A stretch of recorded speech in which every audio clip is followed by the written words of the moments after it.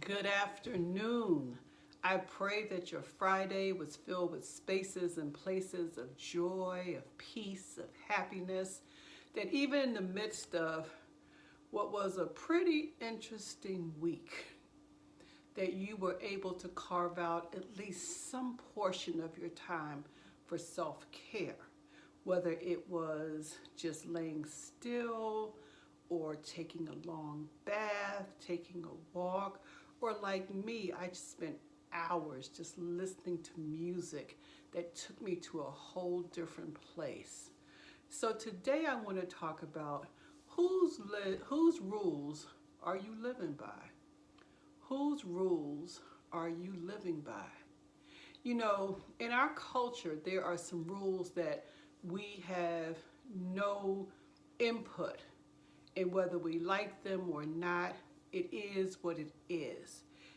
Ideally, they are rules that are put in place to try to make sure that we as a society live in a way that does not bring harm to each other, and if harm comes, that the wrongdoers are punished. And that can be a whole nother conversation because, as many of you know, sometimes those rules are not attended to equally. But my point to you is, whose rules are you living by? Whose rules are you living by as you walk through this world personally, as you walk through this world emotionally, as you walk through this world striving to be who you have been called to be and striving to offer your gifts to a world that so badly needs them? Are you living according to rules that were self-imposed, rules that your grandparents put in place, or have you looked at yourself, taken a good evaluation, and decided, you know what, this particular rule works for me, but this other one, not so much so. I want to give you an example. When I was growing up, and I grew up during the 60s and 70s, I was told that if you had darker complexion, you should not wear red, that you should not wear bright colors. And I don't know where that rule came from, but we strive to kind of stick by that. I was told that women who wore those brighter colors, particularly red, were fast women, were loose women, were women who did not have good morals.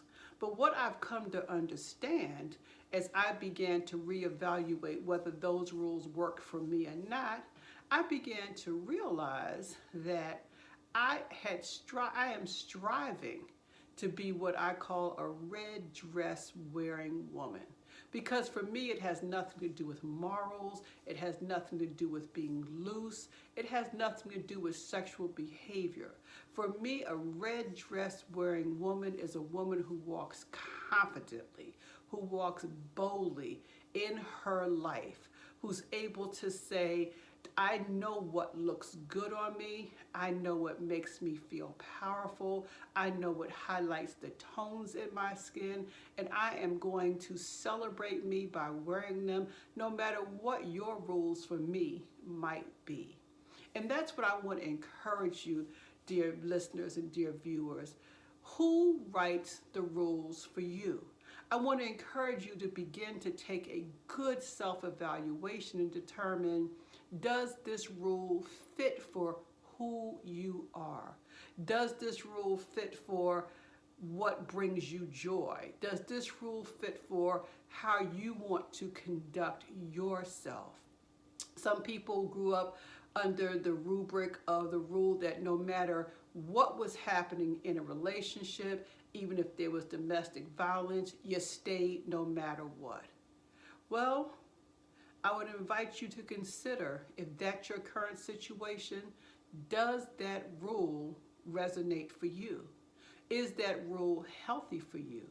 Is that rule good for you and your children and what you are modeling?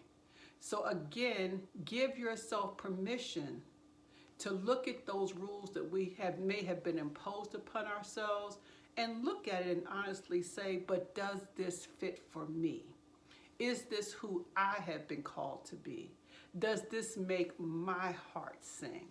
This may not necessarily have anything to do with this, but when I was thinking about this video, an example that came to mind for them is, some of you may know, and I've talked about this before, I learned how to play bid whist when I was probably about 9 or 10 years old, because I lived in a household and they always needed a fourth person. So they taught me how to play. And in my many years of playing bid whist, you know, depending on who you sit down with, the rules can change.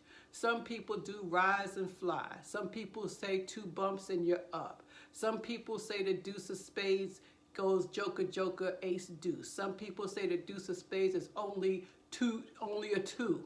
It depends on who you're sitting with. So before the game starts, you have to establish, what are the rules for this board? What are the rules for this situation? And then you get to determine, are these the rules that I am choosing to play by? And I encourage you to do the same thing with your life.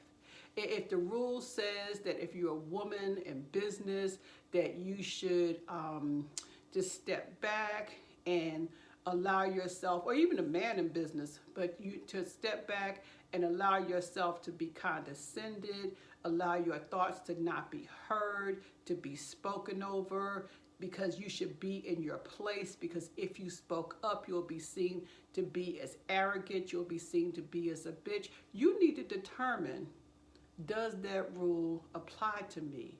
Or does the rule apply that says what I have to say is of value, and I'm not being arrogant, I'm not being a bitch, I am being assertive. I am walking in the strength and power and the education and knowledge that I bring to a situation. So I think, dear listeners, you've gotten great examples. So I would ask you, what rules have you been living by to this point that may need to be rewritten so that you can have a happy and healthy and thriving and prosperous life?